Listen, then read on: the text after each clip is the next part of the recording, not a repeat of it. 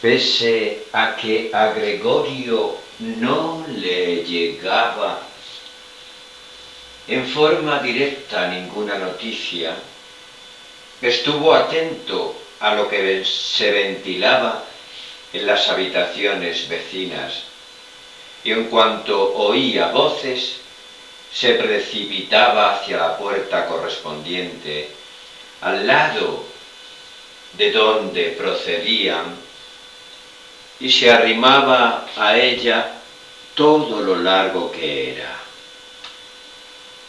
En los primeros días, todas las conversaciones aludían a él, pese a que lo hacían veladamente.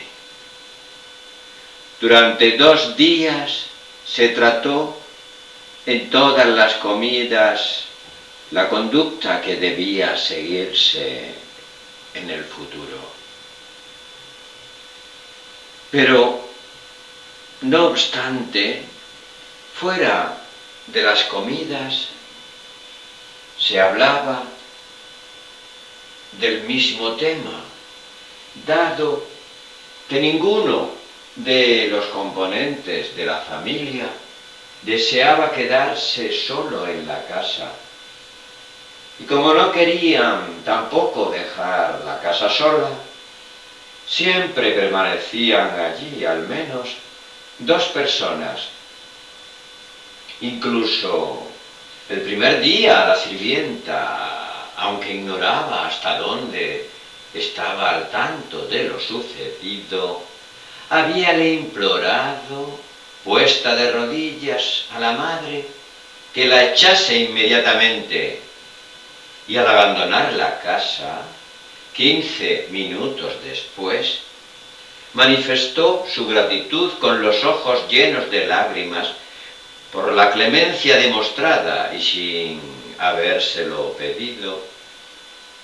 Se obligó, con los más aparatosos juramentos, a no hablar a nadie del asunto. La hermana se vio obligada a ocuparse de la cocina junto con la madre, lo que tampoco significaba mucho trabajo, pues ahora casi no se comía. Gregorio podía oírles constantemente estimularse unos a otros, sin resultado, a seguir comiendo, diciéndose recíprocamente, no, gracias, es ya suficiente, y otras fórmulas semejantes. También bebían mucho menos. Muchas veces preguntaba la hermana al padre si le apetecía cerveza, ofreciéndose ella misma a salir y a buscarla. El padre permanecía en silencio y entonces ella, para obligarle, aclaraba que podía también mandar a la portera. Pero el padre terminaba con un no rotundo que no daba lugar a arguir nada, y el asunto finalizaba allí. Desde el primer día, el padre informó a la familia de la situación real de la economía familiar y las posibilidades que les deparaba el porvenir. Con alguna frecuencia se levantaba de la mesa para buscar en su pequeña caja fuerte, sustraída de la quiebra 5 años antes, algún papel o libreta de anotaciones.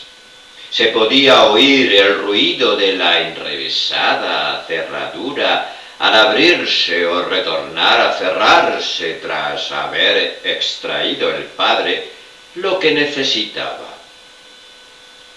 Dichas explicaciones fueron la primera cosa agradable que pudo oír Gregorio desde su encierro. Siempre había permanecido en la creencia de que su padre no había podido salvar nada del antiguo negocio, por lo menos nunca había manifestado nada que permitiese suponer otra cosa. También es verdad que Gregorio nada le había preguntado al respecto. En aquel entonces, Gregorio solo había tratado de hacer todo lo que estuviese a su alcance para disponer de los medios que ayudasen a los suyos a salvar las consecuencias que había acarreado la quiebra mercantil, que los llevó a todos a la más profunda desesperanza. Pero por ello había empezado a trabajar con tal tesón, pasando en corto tiempo de un dependiente más a todo un viajante de comercio con sobradas posibilidades de ganar mucho más y cuyos aciertos profesionales se manifestaron seguidamente bajo la forma de comisiones constantes y sonantes colocadas sobre la mesa familiar, suscitando la admiración y júbilo de todos. Fueron tiempos magníficos y felices, no superados en magnificencia, aunque Gregorio llegó más adelante a ganar lo necesario para llevar por sí solo todos los gastos de la casa. La costumbre, lo mismo en la familia, que recibía reconocida el dinero de Gregorio, como por parte suya, que lo hacía complacido, hizo que aquel júbilo inicial no volviese a repetirse con el mismo entusiasmo. Solamente la hermana se mantuvo ligada a Gregorio, y como en contraste con éste, era fervorosamente aficionada a la música y tocaba el violín con mucho sentido, Gregorio alentaba la oculta esperanza de inscribirla al año siguiente en el conservatorio, sin parar mientes en los gastos que necesariamente implicaba, los cuales trataría de compensar por otro lado.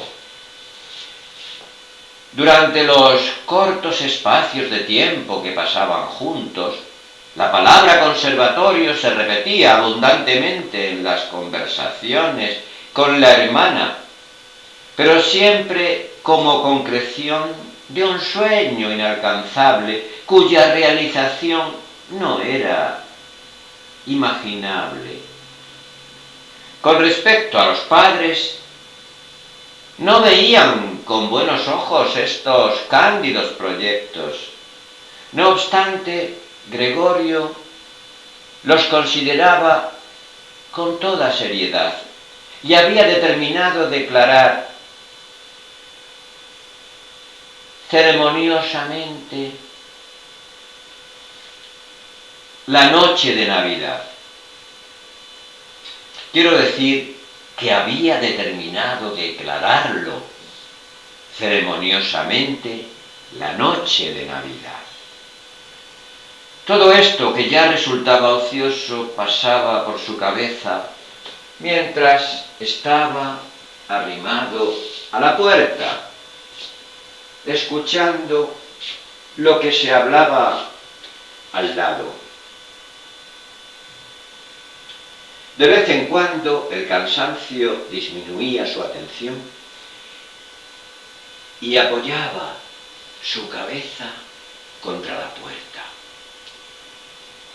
Pero enseguida volvía a levantarla, ya que incluso el ligero ruido que producía ese gesto suyo era percibido en la habitación vecina, provocando un momentáneo silencio.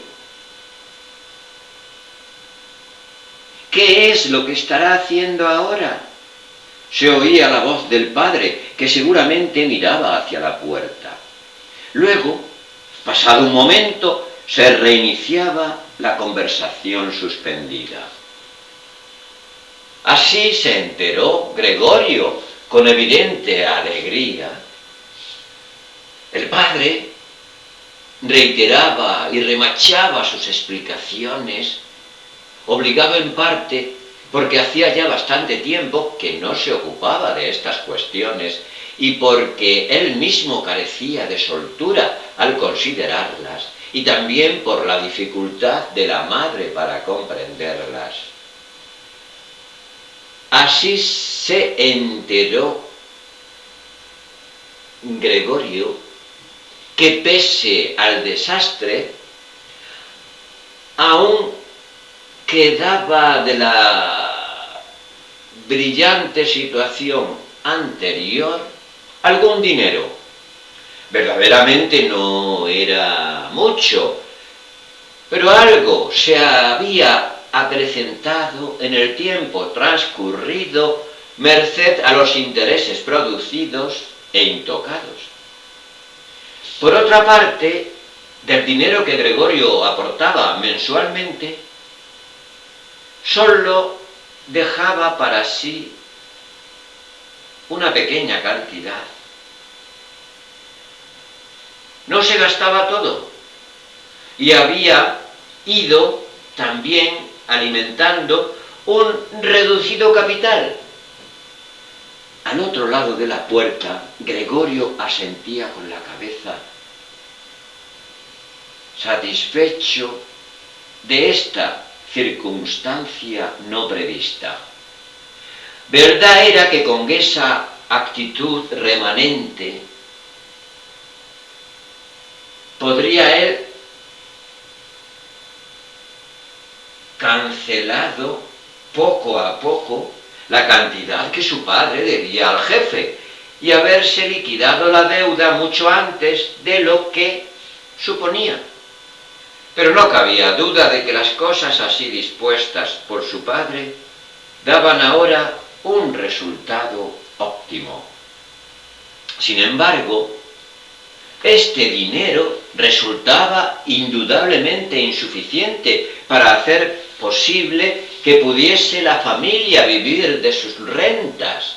Estirándolo mucho, alcanzaría para vivir 1 año o 2 a lo sumo, pero más tiempo de ninguna manera.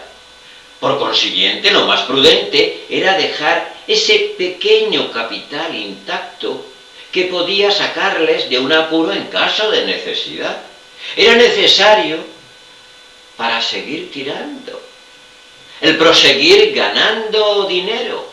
Pero el problema estribaba en que su padre, aunque disfrutaba de buena salud, era un hombre viejo y hacía 5 años que no desempeñaba ninguna actividad. No podían esperar mucho de él.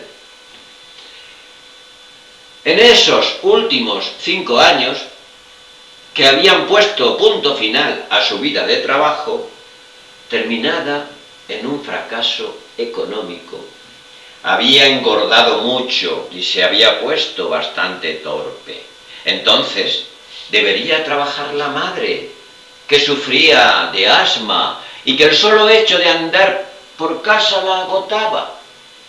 O si, y mañana también se veía obligarse a echarse en el sofá, intentando respirar mejor con la ventana completamente abierta.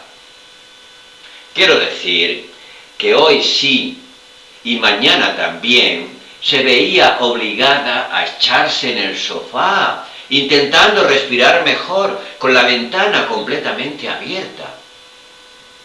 Entonces, le correspondería a la hermana todavía jovencita, con sus 17 años y con una existencia apetecible, dedicada a arreglarse y dormir todo lo que le apetecía, colaborar algo en las tareas domésticas, divertirse moderadamente y, lo más importante, dejar el violín.